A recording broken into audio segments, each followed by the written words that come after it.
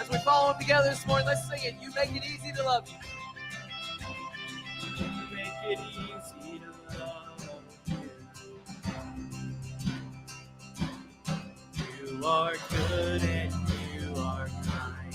You bring joy into my life. You make it easy to trust you.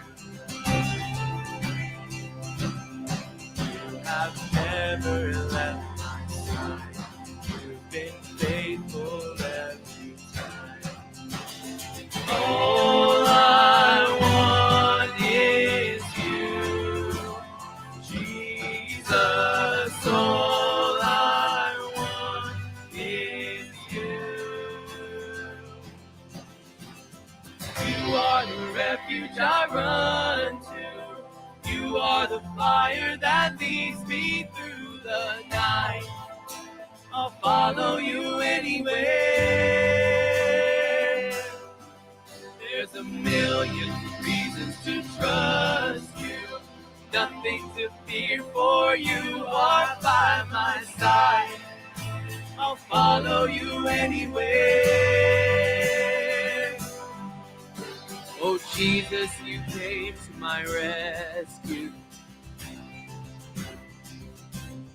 Took my place upon that cross.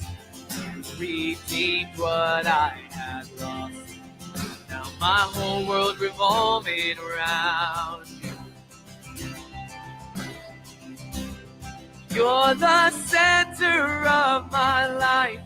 You're the treasure, you're the prize. Oh, all I want is you, Jesus. All I want is you.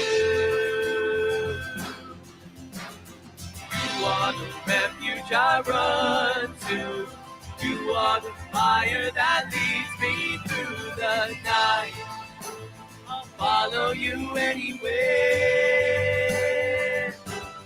There's a million reasons to trust you. Nothing to fear, for you are by my side. I'll follow you anywhere. Follow you anywhere. Oh, oh, oh. I'll follow you anywhere. Oh, oh, oh. Wherever you lead me, whatever it costs me, all I want is you. Jesus, all I want is... Come on, sing that with us. Wherever you lead me, whatever it costs me, all I want is you. Jesus, all I want is you. Come on, sing it. Wherever you lead me, whatever it costs me, all I want is you. Jesus, all I want is you. You are the refuge I run to.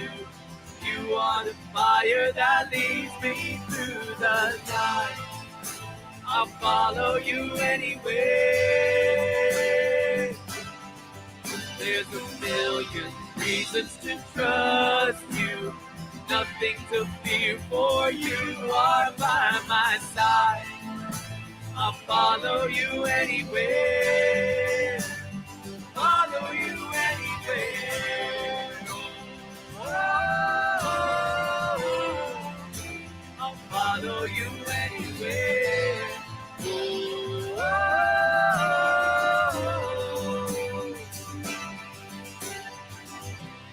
yeah. You guys may be seated.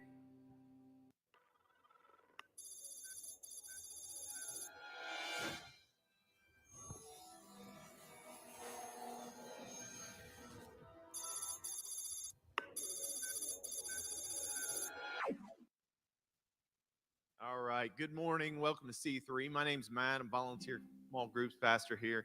Just want to welcome you. If you're new or visiting with us, just appreciate you being here with us this morning. And just want to say thanks for being here. Relax, enjoy the service. Hope you enjoy the time together. As I mentioned, I'm a volunteer here. Me and my family have been involved at C3 for some time, and just really always been drawn to how we engage the community and outreach and different communities and things that we offer. And one of the ways you can figure that out and everything that's going on here is through the hub. As you see here on the screen, you can take your phone out, snap a picture of this. We've also got these kind of posted out in the lobby there. Take your phone out, scan this. It'll let you know everything that's going on here, different activities, items, and especially if you're new here, it's a great way to say, hey, it's my first time. You can do that through this app. And what we'll do is we'll send you out a free gift, no strings attached. So make sure you do that if you're new. Just let us know, say hey that way. Also through the hub, one of the great things that we're starting is groups. And we're trying to get the groups going for everyone here. And we want people to get engaged. And it's been a great thing for me and my family. We've been involved in groups for some time. And we've got all kinds of different offerings of groups.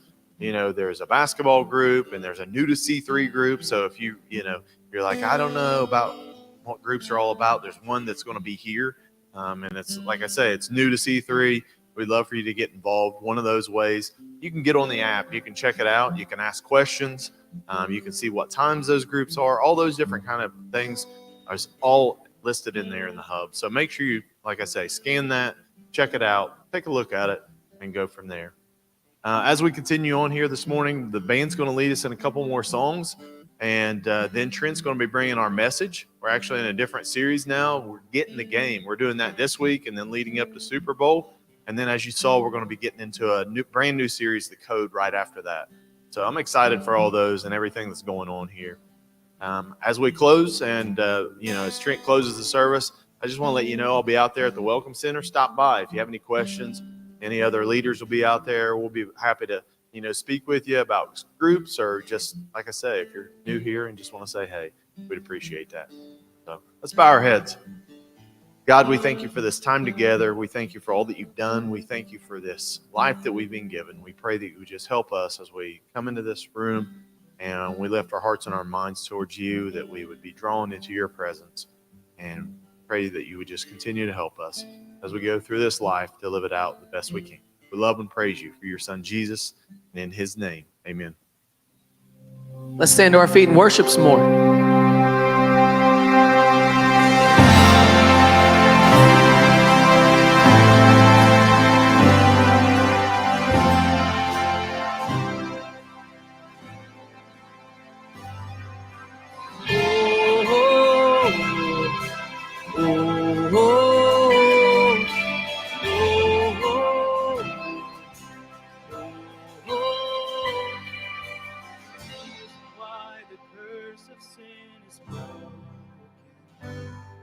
There's a reason why the darkness runs from light.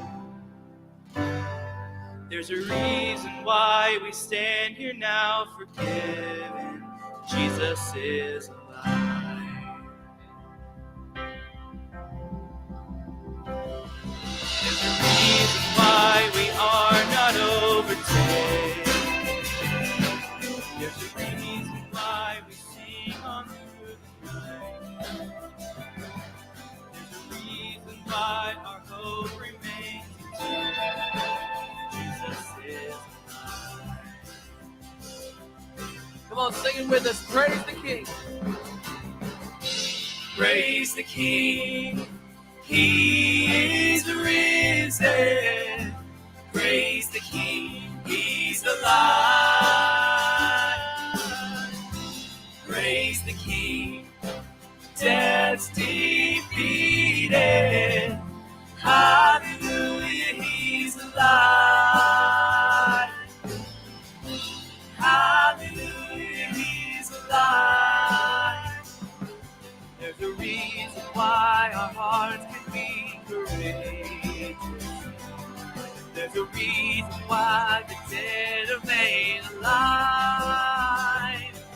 There's a reason why we share his resurrection.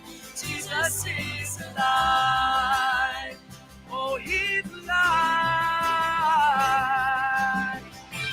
Praise the King. He is risen. Praise the King. He's alive. Praise the King. Death's defeated. Hallelujah, he's alive. Hallelujah, he's alive.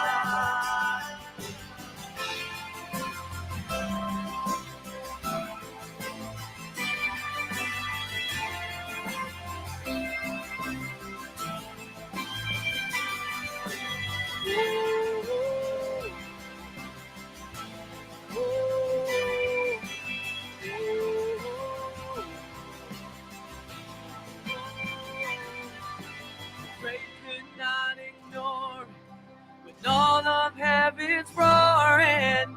Hell, where is your victory? Death, where is your sting? The world cannot ignore it.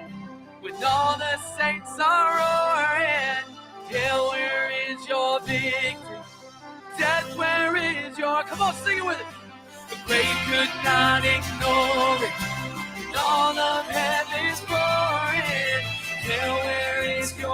victory? Death, where is your sting? The world cannot ignore it. And all the saints are roaring. Hell, where is your victory? Death, where is your sting? Oh, praise the King. He is risen.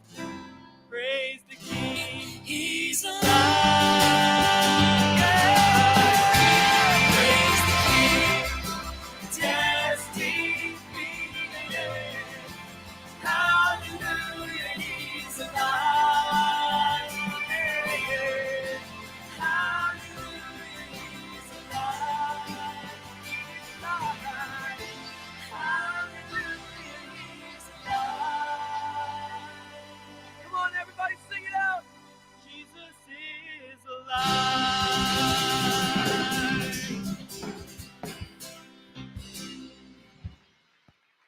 God, we ask that they would remember that today, that as we sit here and as we stand here and as we sing together and as we come into this building, God, we do it gathering together, understanding that you are alive. You are alive right now, and your spirit lives among us. Now in this moment, we truly ask that your spirit live in us as we lift our praise to you and as we continue, as we open up your word and as we learn from your truth. God, help us not only to just be in this place to meet, but God, to meet you. Help us now to sing this next one to your song, to your honor and your praise. We love you so much.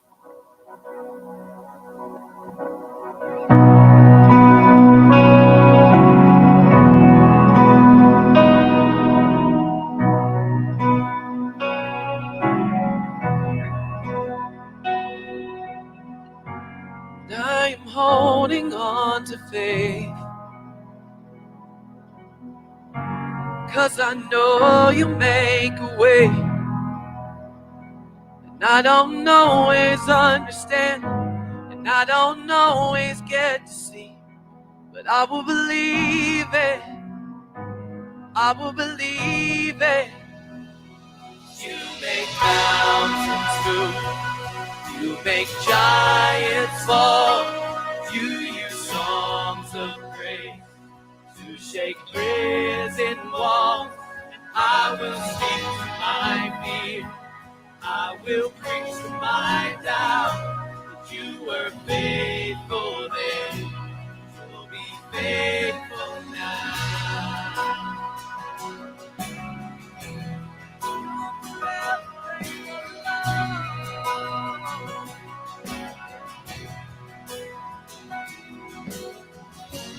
I'm standing on your word, calling heaven down to earth. Still fight my enemy, still live in victory, and I will believe it. Yes, I will believe it. You make mountains move, you make giants fall. You use songs of praise to shake prison walls. And I will speak to my fear, I will preach to my doubt. You were faithful then, you'll be faithful now. You were faithful then, you'll be faithful now. And I know that I know you never fail. Yes, I know that I know you never fail. Yes, I know that I know you never fail. Oh, yes, I know that I know you never fail. Oh, sing it. You make mountains move, you make giants fall. You use songs of praise to shake prison walls. And I will speak to my fear. Oh, I will preach to my doubt that you were faithful then. Faithful now. Yeah, you make mountains move. You make giants fall. You use songs of I will speak to my fear. Oh, I will preach to my doubt. You were faithful then. You'll be faithful now. Oh, you were faithful then. You'll be faithful now.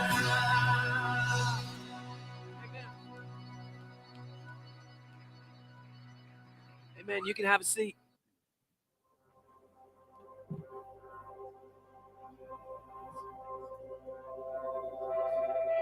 Life is a series of ups and downs, wins and losses.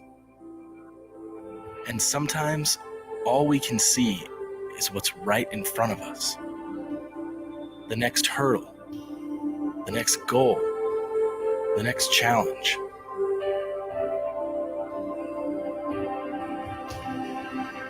But there are moments when we realize that our triumphs and our struggles, our victories and our defeats have brought us to this very moment.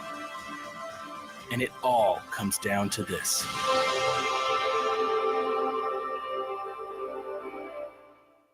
Okay, real quick show of hands. You guys watching online can give a thumbs up. How many of you played sports in school? Like junior high, high school? Come on, say it. Be proud. Be proud. Be proud. Now, how many of you had to set the bench like in one season quite a bit? Be proud. Okay. I like seeing some guys here. They're like, oh, I don't set the bench. I was a starter from day one. Right, Hop? Yeah, I know where we at. Yeah. So the reason we're saying that, we're in a 2-week series called Get in the Game.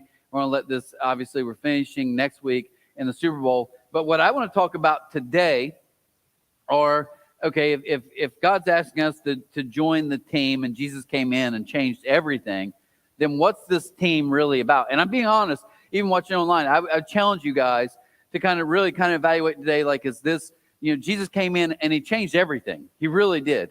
And I think if we're not careful, some of us have like this old system, maybe because your grandma lived, or maybe just because we're in the Bible Belt and you think, no, that's the way it's supposed to be.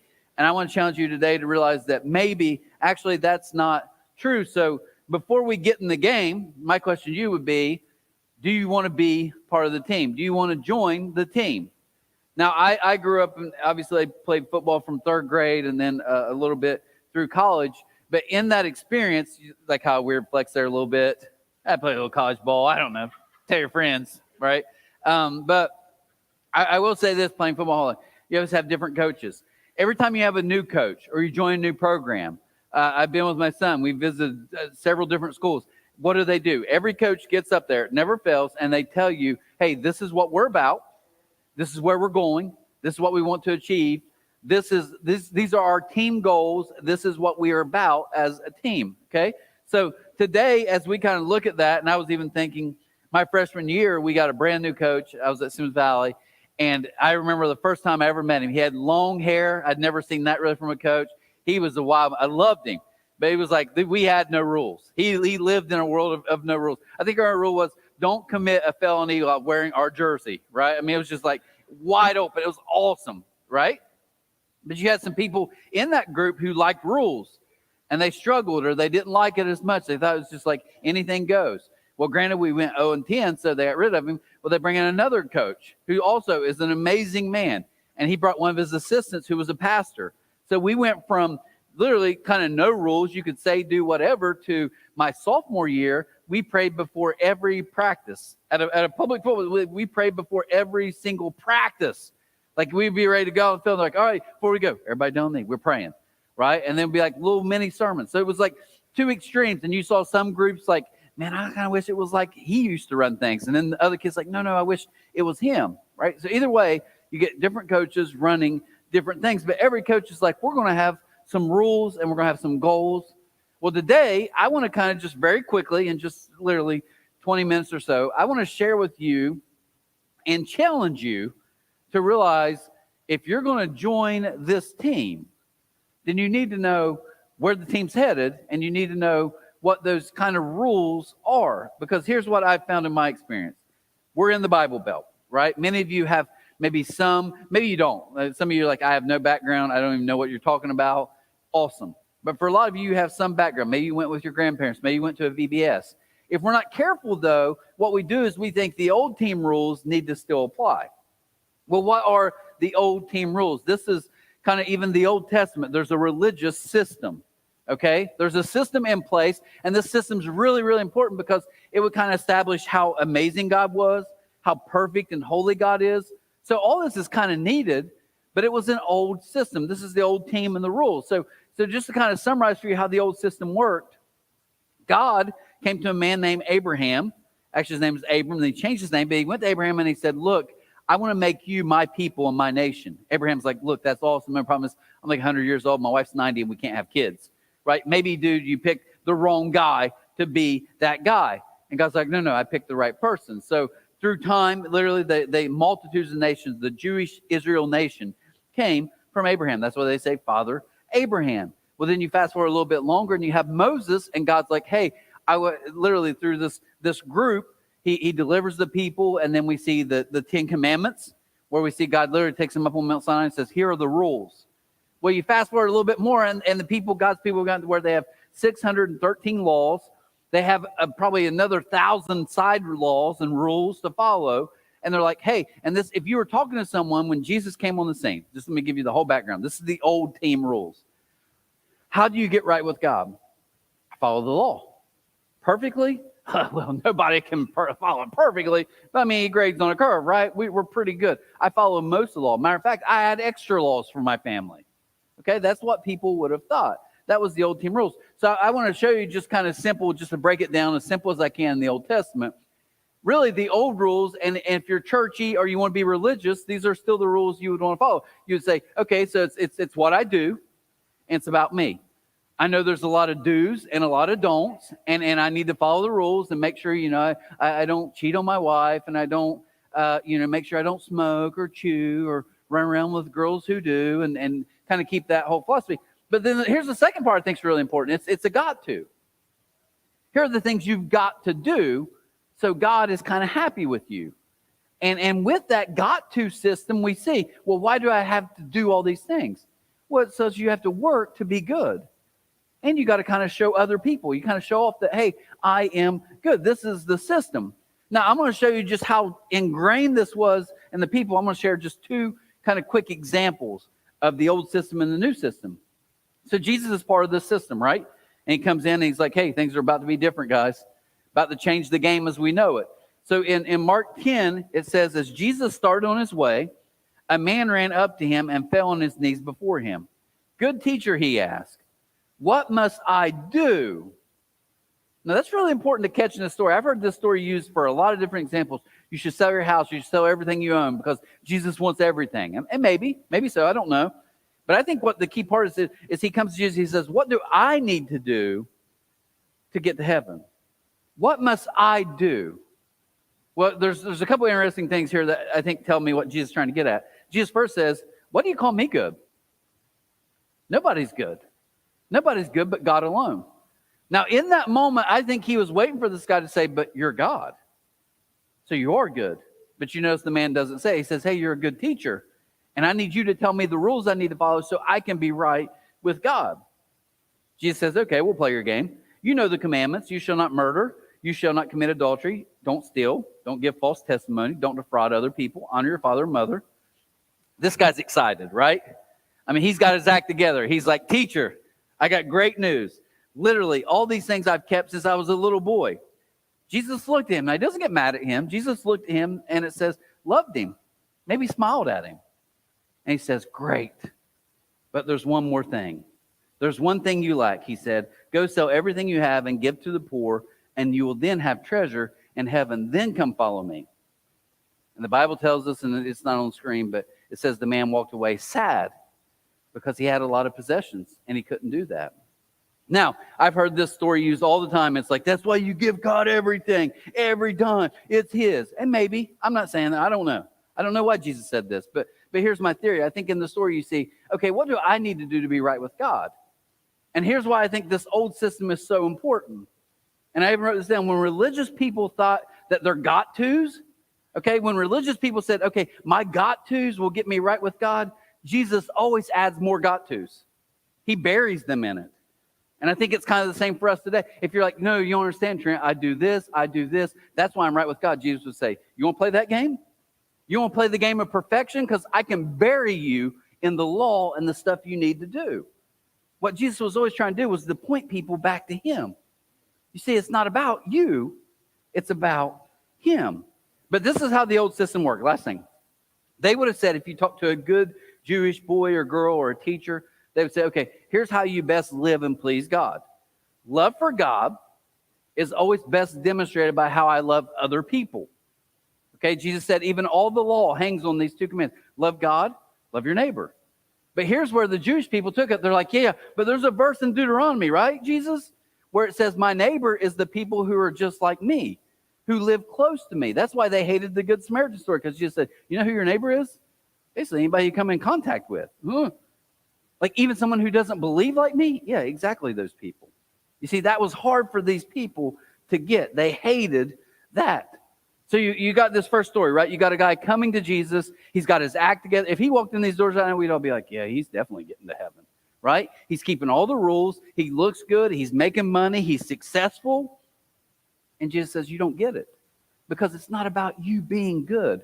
It's not about all your got-tos that you think you've got to keep. Now, share another story with you. There's a guy by the name of Matthew who's a tax collector. Now, we don't feel tax collector in this room because maybe a little bit like IRS, we hate them. But in that culture, it was way different. You literally would have said, okay, the top people in God's book would be like Pharisees and religious teachers. Then you have good Jewish boys and girls and men and women. Then you'd be like, okay, now there's some people kind of teetering, like, you know, you got this group that kind of doesn't really follow the law, and we talk to them, we bear them, we don't really. Then you keep moving down. It's like, no. Then we got people like Samaritans.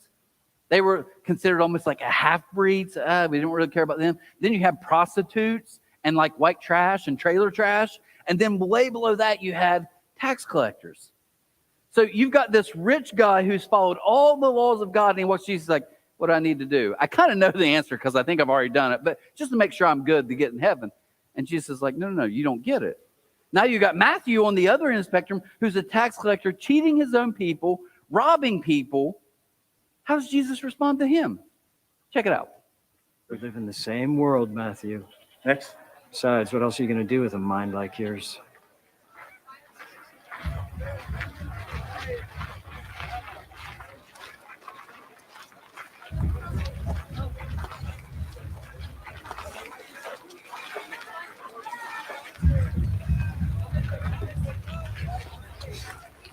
Matthew.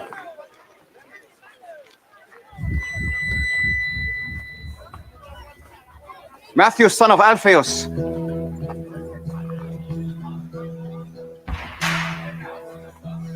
Yes. Follow me. Me? Yes, you. Whoa. What are you doing? You want me to join you? Keep moving, street preacher. Do you have any idea what this guy has done? Do you even know him? Yes.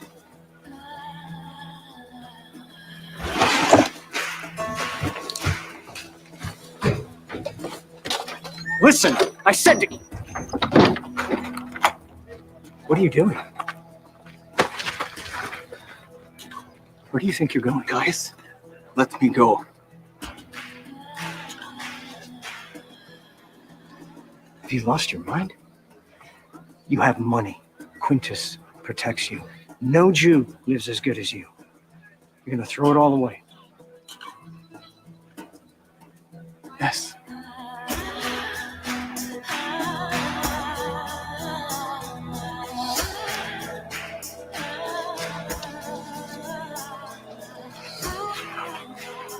I don't get it. You didn't get it when I chose you either. But this is different. I'm not a tax collector. Get used to different.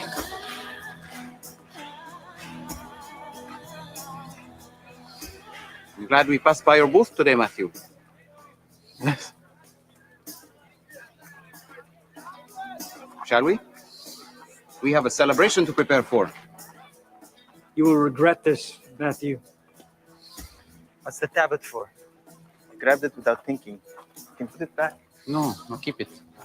I mean, you have to find use for it. Where are we going? A dinner party. I'm not welcome at dinner parties. Well, that's not going to be a problem tonight. You're the host. Pretty good, right? Now you see the difference here. And so what I want to take just a few minutes to kind of hit with you is you've got the old team and the old rules and the old goals.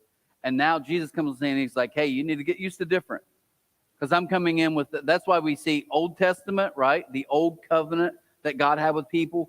And then the New Testament is a new covenant. What's covenant? A contract.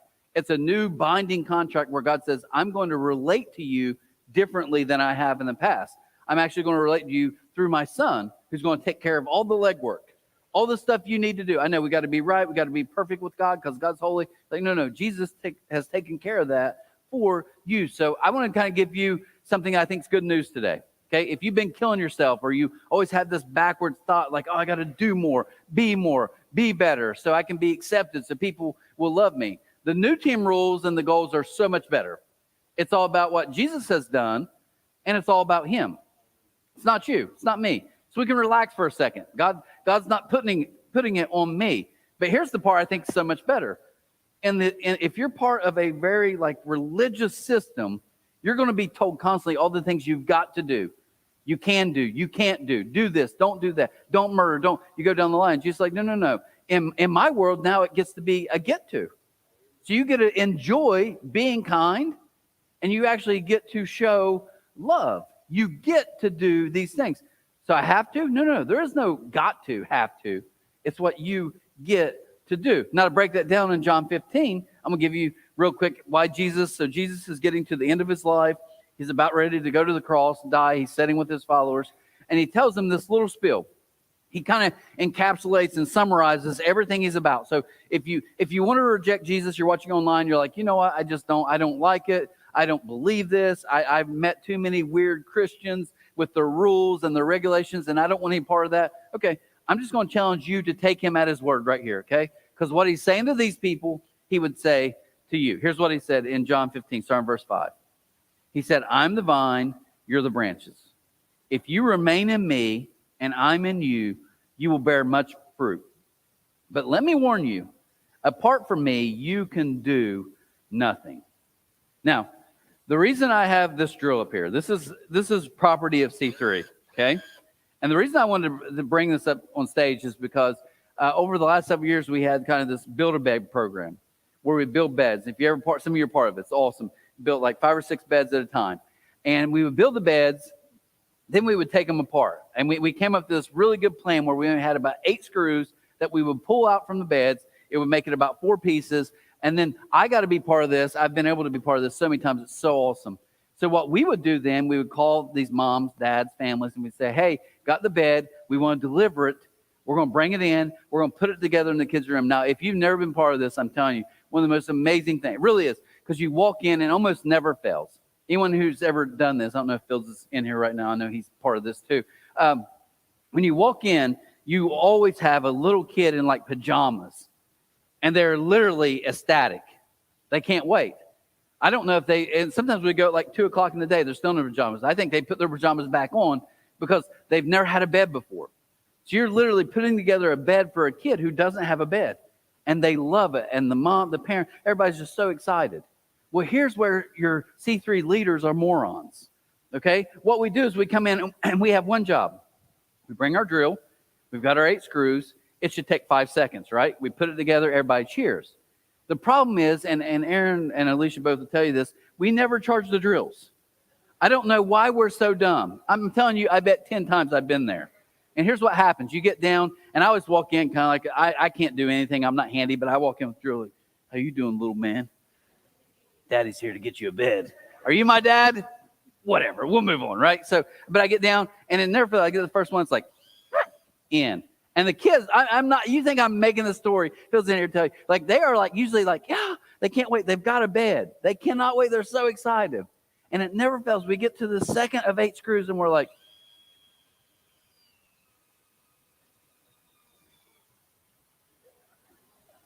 and I always look at Phil, and I'm like, did you charge the drill? He's like, did you charge the drill? I'm like, it's your job, not mine, right? So we're doing that thing. I promise you, I can't tell you how many times we end up with 8 screws. We're sitting there holding this and twisting it. I look over, Phil's is wringing wet. I'm dripping sweat. We're going to get it, buddy, okay? And he's like, you're not my dad. I'm like, yeah, I know. Right? So we're cranking this. It's so much work.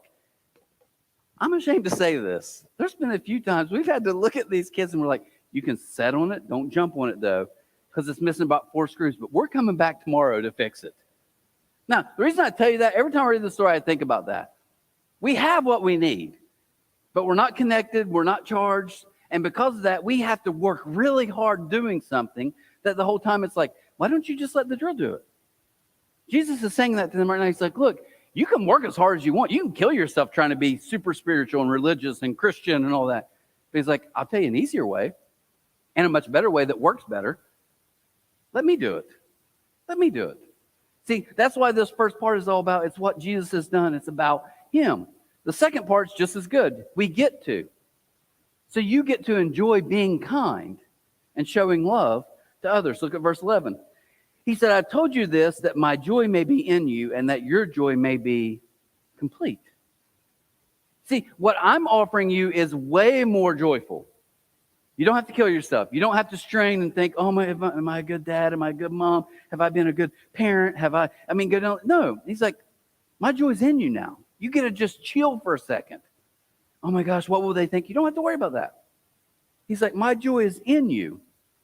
And here's my command. He's like, so he's got a group of followers. So it'd be almost like if I could set, it would be like this. So let's pretend like we're at a table. I'm gonna be Jesus for just a second.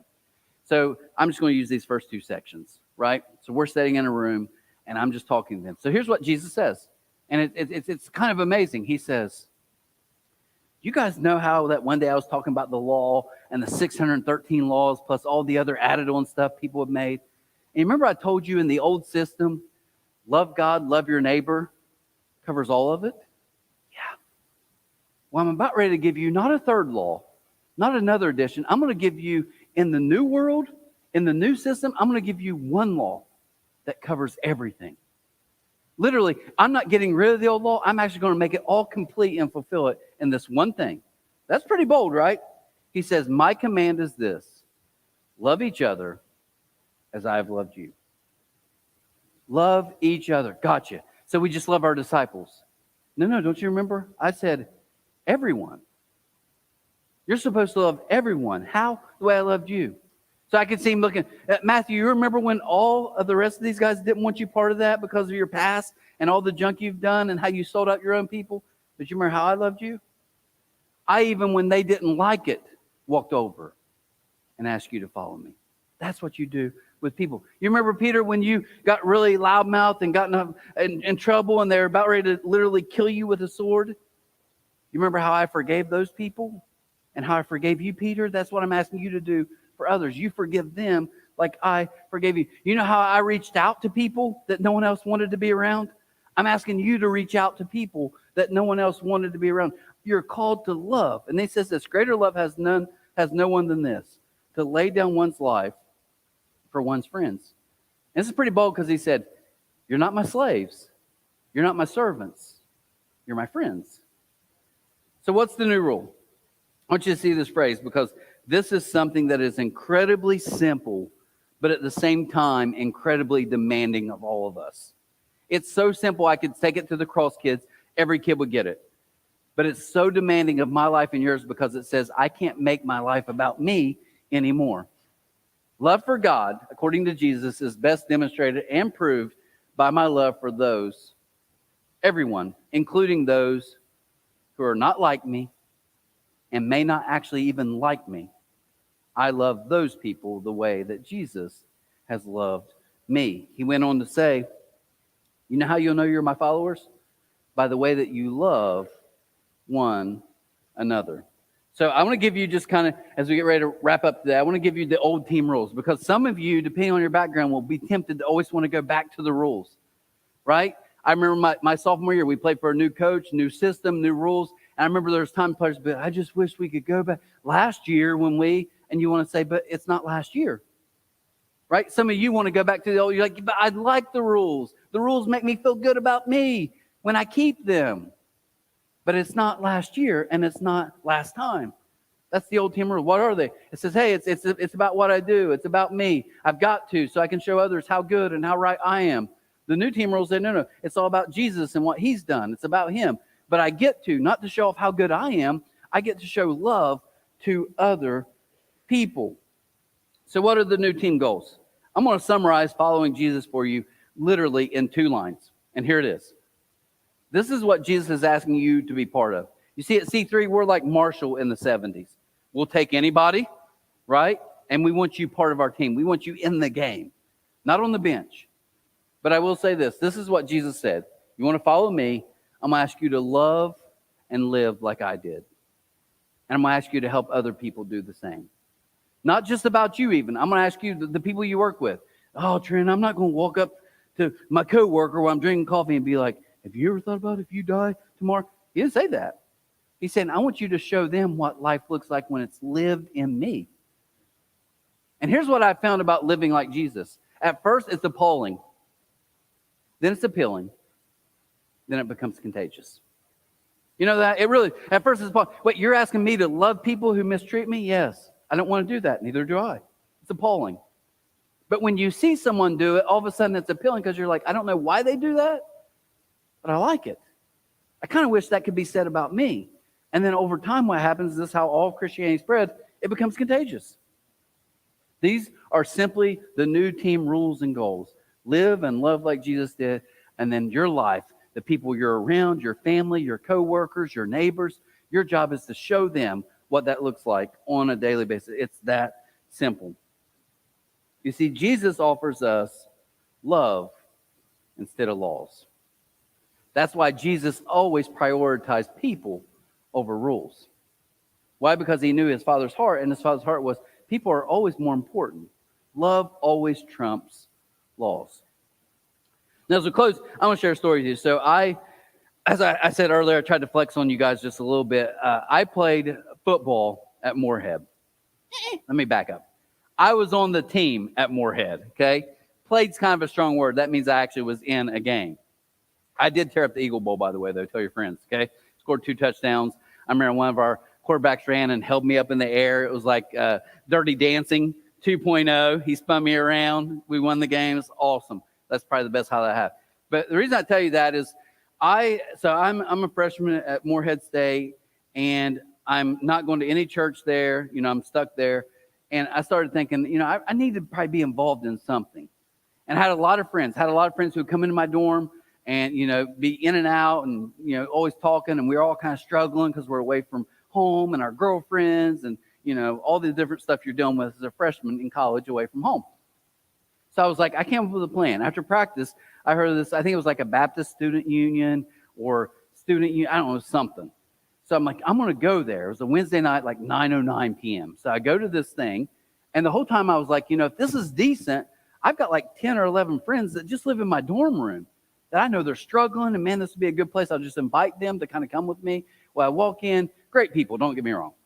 But they're singing like songs. I remember one guy came up to me. He was crying and he hugs me. He's like, I love you. I'm like, please never do that again. I don't know what's going down here. Great people. They really were. In hindsight, probably. But I just thought, if I brought one dude from the football team here, literally, they're going to fight me. So I was like, hey, good, do your thing, leave. Well, all of a sudden, I come up with this bright plan. I'm going to start, I didn't even call it that. I was like, what I'm going to do is basically it turned into like a Bible study, but in my dorm room, I had a big dorm room, by the way. It was a 4x8 block, cell block, right, with 2 beds. Luckily, my roommate wanted, the second half of the semester, my roommate wanted nothing to do with it. So anytime I did it, he left. So I had his bed at least. But these football players would come in. Now, let me tell you guys, this is going to amaze you how good of a teacher I was. Let me tell you what I would do. Now, you think I'm 18 years old in college. This is pretty amazing. I would grab a Bible. I would read the tiniest story I could find about Jesus. And then I would look at all these guys in the room and be like, what do you think? Pretty genius, right? It actually worked, though. They liked it. So I literally, one Jesus story, I'd be like, hey, what do you guys think about this? Well, it'd be a handful of people. Well, we got like a couple months in and like literally just crazy God thing. But all these football players are packing in my room to literally help me read one Jesus story and just ask people, what do you think? That was it. But they're packing in. And I remember one night specifically, I'm talking about, Jesus' forgiveness and his love for us. And I look up and we had a fullback. His name was Adam. Literally shaved head, goatee back before it was cool, like it is now, like stone cold. Back then, you just look like you were going to prison. And he's sitting on the bed across from me. So I'm reading this story, Jesus and on the cross. And even when they're torturing him, he's asking for forgiveness. And as I'm reading the story, I look up and he's getting angry. Really, and I know this sounds so much like a church story you tell in church, but I promise this one story, I lie to you guys all the time, okay? Just so you know that. This is actually a 100% true story. I'm not even exaggerating any of the facts. I look up and he's getting mad and he's like, he's giving that face. I'm like, I'm going to have to fight a dude after Bible study, right? Like he wants to kill me. So I was like, but Jesus, like it amazes me. I remember reading, I was like, it does amaze me like how he forgave people who are like mocking him. And I look up and he's like gritting his teeth. Well, we finish up. I don't remember if we prayed. I'm getting nervous because I'm like, it's throwdown time. Start getting your shoulders loose. Everybody files out of the room and he sits there just looking at the ground. And he's like, you guys who are fighters in here, you know when it's about to go south, right? Because what happens? He's sitting on the bed and it's like his knee, I'm like, it's go time, right? I'm over there, ready. He's shaking. He's looking down. They all leave. And I'm like, I have no clue what's going on. Is he demon possessed? Is what? And he looks up at me. He says, he's like, I don't believe any of that.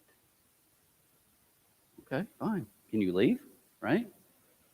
And he was like, I hate Christianity, everything it stands for. I know it sounds so mad. This really happened though. And I was like, then why are you here? And he said, do you believe that? Do you believe what you said about Jesus? I do. He said, when I think he was 8 or 9 years old, he said, my dad died when I was 2. He'd never talked to me at practice or anything before this. He was like, my dad died when I think he said 2. He's little. Then he had a stepdad. I think he bailed out on him. But he had it was him and 3 little brothers, all boys. He said, I remember being 8, 9, 10, somewhere in that range. And he said, my mom said, we need help. She said, I remember she literally looked at me and said, we need help. So her plan was to go on a Sunday morning to a little country church that they lived close by. He said, I remember she rounded us up, got us all dressed up, and we went walking in. And she said, as soon as she walked to the door, some guy in a suit met her at the door. And he said, we don't wear jeans here. And he said, we literally walked home. And he did. He said, that's why I hate everything you stand for. And I wasn't smart enough at the time. I don't even know if I even said anything after that. And this point, I would be like, if I could talk to him now, I'd be like, here's the thing, Adam. So does Jesus. So does he. Because he came to change the game. You see, it's not about what you do and I do. It's not about what I wear and you wear. It's not about that we talk in the language and the secret. It's none of that. Jesus is like, you want to know what the game's about? Me. It's loving people the way that I loved you. And if you do that, I'm telling you, it'll go from appalling to appealing and finally contagious. Because that's what it did 2,000 years ago. So here's what we're going to do. Next week, Aaron's going to close out this series for us. So starting next week, right, the 12th, which is the Super Bowl, we're launching swag, okay? And all it simply is, and we'll have cards, we'll give you guys details, but we're going to challenge you guys in a very practical way, very simple, very easy, for 5 people next week to just love with no strings attached, to love people the way that Jesus loves us. Because we believe by doing this, we literally continue this movement that Jesus started when he sat in that room and said, here it is, guys. I'm asking you to simply love people the way that I have loved you. And help them do the same. That's it. So as we pray today, okay, if you would just kind of join, we're going to close our eyes. Pray for just a second. Father, as we come before you, I thank you. I thank you that your son came not to get rid of the law, not to change the law, but like he said himself, I came to fulfill the law. No one in this room can measure up. No one watching online right now while I'm talking can measure up to your standard. But we thank you, God, that your son did. We thank you that all we have to do, put our trust in him. I thank you for that. And I pray today for someone who thinks they've got to get their act together, they've got to do the right thing, they've got to say the right thing, that they would understand today that you call us your children and you're our Father. And God, I'm not a perfect father, but I do know this. No matter what my two kids do, no matter what they say, they're always my kids. My love for them is unconditional. Why? Because they're my children. I pray some people maybe who are in this room or watching online who have been struggling for so long, trying to match up, to measure up, to look the part, to say the part, would realize it's already been done for you. You can just relax. And now you get to live a joy-filled life where your focus becomes, how can I love others better? Help us to do that this week. People we work with, people in our homes, people we need to forgive, people that we have animosity towards. Help us to love them the way that you loved us. Before we close today, before you look up and open your eyes, God, I'm praying for somebody here, somebody watching online, right where they're at. You're moving. They can tell. Heart's beating a little faster, something just feels a little different. And as you're moving in their life, today's the day. Take a step towards you. Maybe to surrender by saying a prayer something like this. God, I know I've messed up. I know I've sinned.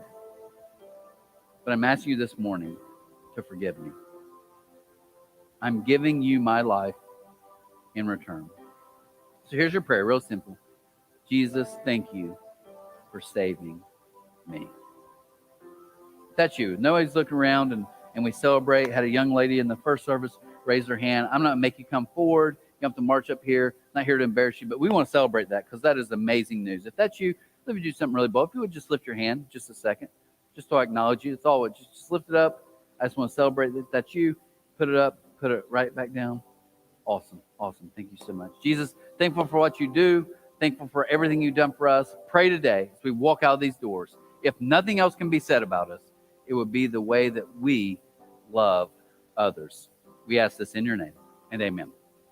All right, guys, have a great week. We'll see you back next week for Super Bowl Sunday.